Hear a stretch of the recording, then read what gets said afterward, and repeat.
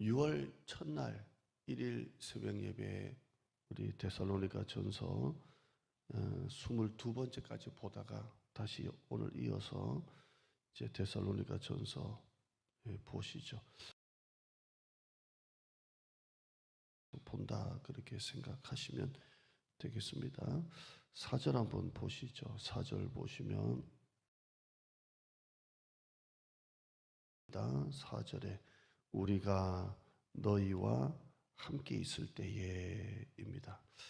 사도 바울이 데살로니가에 들려가지고 그들에게 복음을 전할 때, 그들에게 말씀을 가르칠 때에 너희와 함께 있을 때에입니다. 얼마 동안 있었다 그랬죠? 딱 3주입니다. 딱 3주. 한 달도 아니고 딱 3주 동안 있으면서 데살로니가 3주밖에 복음을 전하고 왜 그 도시를 나왔느냐? 핍박이라 그랬죠. 너무 핍박이 심해가지고 견딜 수 없어서 일단 빠져나왔어요. 빠져나왔는데 금방 다시 돌아갈 줄 알았는데 돌아가지를 못하고 계속 시간만 흘러갑니다. 4절에 보면 우리가 너희와 함께 있을 때에 3주 동안 데살로니가에 머물러서 그들에게 복음을 전할 때, 우리가 데살로니가서를 보면 3주가 아니라 한 3년, 한 10년 이상 머물러서 복음을 전한 것 같이 느껴지지만 3주밖에 안 됩니다. 3주 너희와 함께 있을 때에입니다. 그때 뭘 말했습니까? 4절 보시면 우리가 너희와 함께 있을 때에 3주죠. 있을 때에 장차 받을 환난을 너에게 미리 말하였는데 이렇게 말합니다. 사도 바울이 3주 동안 머무르면서 그들에게 뭘 가르쳤다고요? 장차 받을 환난, 장차 받을 환난을 그들에게 가르쳤다는 겁니다. 예수를 믿을 때, 교회를 나오기 시작할 때, 믿음을 가질 때 여러분들은 장차 받을 환난이 있습니다. 이걸 그들에게 가르쳤다는 것, 고난에 대해서 가르쳤다는 겁니다. 여러분이 이제부터 믿음을 가지고 신앙생활을 하면 엄청난 환난을 여러분이 치러야 될 그 엄청난 대가를 각오하셔야 됩니다. 이걸 가르쳤다는 겁니다. 여러분, 이 당시는 초대교회입니다. 초대교회는 예수를 믿는다는 것 자체가 환난입니다. 거기다가 내가 누군가에게 전도를 한다, 죽을 각오해야 됩니다. 믿는다는 것 자체가 환난인데 사도 바울처럼 누구에게 예수를 믿으세요, 옆집이나 친구에게 복음을 전하다가 걸리면 죽을 수도 있습니다. 초대교회입니다. 장차 받을 환난이 얼마나 큰지 각오해야 됩니다. 재산을 몰수당하고 가족과 생이별 당하고 감옥에도 가고 목숨도 잃을 수 있습니다. 사도 바울이 3주 동안 있을 때 그들에게 가르쳤다는 겁니다. 3주 동안 있을 때 장차 받을 환난, 영어 성경은 팩트입니다 이렇게 말하고 있습니다. 여러분, 우리가 이웃들에게, 여러분 아는 사람들에게, 하나님을 안 믿는 가족들이나 친구들이나 아는 사람들에게 전도할 때 이렇게 전도하는 사람이 있습니까? 아무도 없습니다. 여러분, 누구에게 전도할 때 너 교회 나오면 11조 해야 돼, 너 100만 원 벌면 11조 교회 나오자마자 딱 떼고 해야 돼, 11조 안 떼면 너 큰일 나, 너 있는 것도 뺏겨, 이렇게 전도하는 사람이 있어요? 아무도 없어요. 너 감사헌금도 해야 돼, 감사헌금도 해야 되고, 선교에 들어가면 선교 회비도 내야 되고, 너 돈 번 거 한 20%는 교회 헌금할 각오해야 돼, 그런 사람이 있어요? 전도할 때 아무도 그런 얘기 안 합니다. 너 이제 예수 믿기 시작하는 순간 주일 성수해야 돼, 교회 주일날 빼먹고 놀러 다니고 그러면 너 큰일 나, 너 하나님이 너에게 벌 주셔, 이렇게 전도하는 사람 봤어요? 아무도 없어요. 여러분, 우리가 전도할 때 대부분 어떻게 전도합니까? 예수 믿으면 복 받습니다, 교회 나오면 행복합니다, 마음이 평안합니다, 우리 목사님 설교가 좋습니다, 우리 교회는 이런 좋은 점이 있습니다. 다 좋은 것만 얘기해요. 좋은 것만. 그러잖아요. 미끼를 던지잖아요. 다 좋다고. 그런데 사도 바울은 이렇게 전하지 않았습니다. 사도 바울은 3주 동안 복음을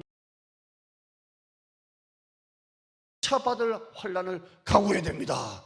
재산을 몰수당하고 가족과 생이별 당하고 누군가에게 전도하다 보면 목숨 때릴 수 있습니다. 각오해야 됩니다. 이렇게 합니다. 옛날에 제자 훈련할 때 한 2년 동안 하잖아요. 요즘엔 2년을 안 하고 보통 1년 또 길다고 하는데, 옛날에는 제가 청년들 할 때도 새가족 딱 들어오면 2년 코스로 막 제자 훈련 돌리고, 목회할 때도 막 그렇게 2년간, 이 제자 훈련 딱 들어오면 2년간 제자 훈련 하는 거야. 그냥 막 여름방학 빼고 겨울방학 한 달 빼고 계속 대학교처럼 이렇게 평생 교육원처럼 하는데, 2년 제자 훈련할 때 첫 과정이 있어요. 첫 과정이 뭡니까? 구원의 기초, 구원의 확신, 새가족 양육반. 그래서 아주 기초적인 거 가르쳐요. 그리고 이제 졸업할 때 2년간의 과정이 다 끝날 때야 비로소 이제 십자가, 헌신, 군사 뭐 이런 걸 가르칩니다. 근데 사도 바울은 다짜고짜 그냥 3주밖에 안 되는 그 시간 안에 환난을 각오하셔야 됩니다. 이렇게 가르쳤다는 겁니다. 그게 믿음의 팩트라고 가르치는 사람은 아무도 없습니다. 바울은 아예 처음 믿을 때부터 고난에 대해서 준비한 성도, 환난 받을 각오를 이미 하는 성도를 만들려고 했습니다. 여러분, 예수 믿으려는 순간 고난에 대해서 준비하셔야 됩니다. 환난 받을 각오를 하셔야 됩니다. 가르쳤습니다. 왜 그렇습니까? 그게 믿음의 본질이니까 그래요. 본질이니까. 우리가 아는 복이라는 것은 뭡니까? 새해 복 많이 받으세요.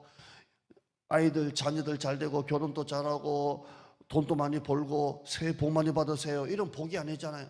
기독교에서 말하는 복은 뭐예요? 신령한 복, 구원의 복, 예수 믿는 복, 하늘의 복이 바로 그 복이지 않습니까? 이 복을 받고 살다 보면 하나님께서 땅의 복도 주시는 거잖아요. 그래서 목회자가 기도할 때, 신방 가서 기도할 때 뭐라고 기도합니까? 하늘의 복도 받으시고 땅의 복도 받으시라고 기도하지 않습니까? 근데 땅의 복이 먼저가 아니라 우리는 하늘의 복을 받아야 땅의 복을 받는 거예요. 그러잖아요. 근데 사도 바울은 이런 얘기도 안 했던 것 같아요. 장차 받을 환난을 각오해야 됩니다 라고 가르치고 있습니다. 예수님을 따르겠다고 나선 사람에게 이제야 나를 따르겠다고 하는 사람을 내가 먼저 만났구나. 너희들 나를 몇 년 동안 따라다니면 다 복 받을 거야? 너희들 나를 따라다니면서 많이 배워가지고 나가서 세상에 좀 써먹어가지고 돈 많이 벌어? 그렇게 하지 않으셨어요. 마태복음 8장 19절 보시면 한 서기관이 나와 예수께 아뢰되 이며 어디로 가시든지 저는 따르리오다. 예수께서 이르시되 여우도 굴이 있고 공중의 새도 거처가 있으되 인자는 머리 둘 곳이 없다 하시더라. 어디로 가든지 따르겠다고 나선 사람이 있어요. 이런 사람 너무 드물잖아요. 예수님이 어디로 가시든지 나는 따르겠습니다 하는 사람이 없잖아요 요즘에. 근데 예수님께서는 야 네가 나를 따르려고 하느냐? 너 나 따라다니면서 몇 년 동안 배워가지고 세상에 써먹어가지고 돈 많이 벌어라 그렇게 하지 않으셨어요. 인자는 머리 둘 곳이 없다 이렇게 말씀하시고, 제자 중에 또 한 사람이 이르되 주여 내가 먼저 가서 내 아버지를 장사하게 하옵소서.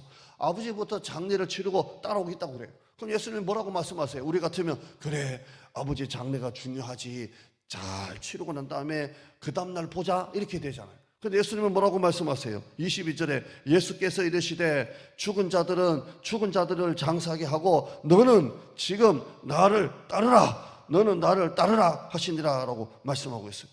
아니 당신을 따르겠다고, 예수님을 따르겠다고 나선 사람이 얼마나 드뭅니까? 그 0.1%도 있습니까? 요즘 먼저 내가 십자가 지겠습니다 하는 사람이 몇 명이나 됩니까? 그럼 목사가 어떻게 해야 됩니까? 야 이런 권사님 처음 봤다고, 이런 집사님 처음 봤다고, 이런 형제 자매 처음 봤다고 막 축복을 해줘야 되는데 뭐라고 말씀하십니까? 여우도 굴이 있고 공중의 새도 둥지가 있지만 나는 머리 둘 게 없다. 너 각오해야 돼. 아버지 장례부터 치르고 따를게요. 그는 사람들이 그냥 하게 만들고 너는 지금 나를 따르라 아주 매몰차게 하십니다. 여러분, 우리가 하나님의 나라에 들어가려면 고난받을 각오는 하셔야 됩니다. 고난받을 각오. 우리는 교회 나오면 은혜 받을 각오를 하려고 나오지만 은혜 받을 하고 나오시길 바랍니다. 고난은 옵션이 아니라 필수입니다. 필수. 너무 편하게 예수 믿으려고 하지 마세요. 은혜만 받으려고 하지 마세요. 은혜라는 건요, 은혜를 받으려는 사람보다 은혜를 갚으려는 사람이 더 많이 받아요. 참 신기해요.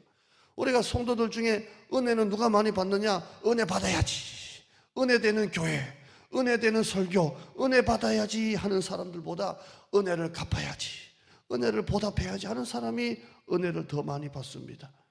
여러분, 우리가 신앙생활할 때 너무 편하게 예수 믿으려고 하지 마세요. 너무 은혜만 받으려고 하지 마세요. 고난도 받으세요. 고난이 바로 예수 믿는 기독교의 본질입니다. 기도하겠습니다. 하나님 감사합니다. 너희가 하나님의 나라에 들어가려면 많은 환난을 받아야 할 것이라. 예수 안에 경건하게 살고자 하는 자는 박해를 받으리라.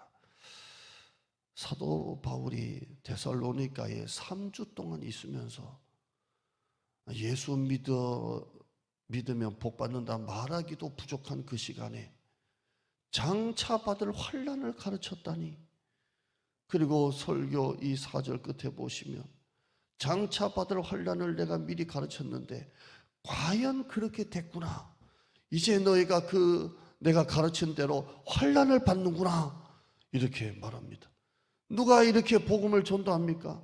누가 이렇게 전도합니까? 누가 새 가족한테 이렇게 가르칩니까? 그러나 이게 바로 믿음의 본질이기 때문에 그렇습니다. 이게 바로 신앙의 본질이기 때문에 그렇습니다. 예수 믿으면 복 받습니다. 자식도 잘 되고 건강하고 돈도 막 따라오고 그렇습니다가 아니라 이 복조차도 구원의 복, 영적인 복, 신령한 복, 하늘의 복을 말하는 것입니다.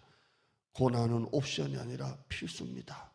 너무 예수 편하게 믿으려고 하지 말고 내가 감당해야 될 십자가, 내 몫에 태인 십자가, 내 주님 지신 십자가 내가 감당하는 우리 성도 되게 하여 주시옵소서. 물질의 분량의 십자가, 또 은사의 분량의 십자가, 기도의 시간의 분량의 십자가, 이 십자가 내가 지고 이 고난을 지고 감당하고 주님을 따르는 우리 성도, 너무 편하게 예수 믿으려고 하지 말고 고난을 지고 십자가를 지고 주님을 따르는 우리 사랑하는 성도 되게 하여 주시옵소서.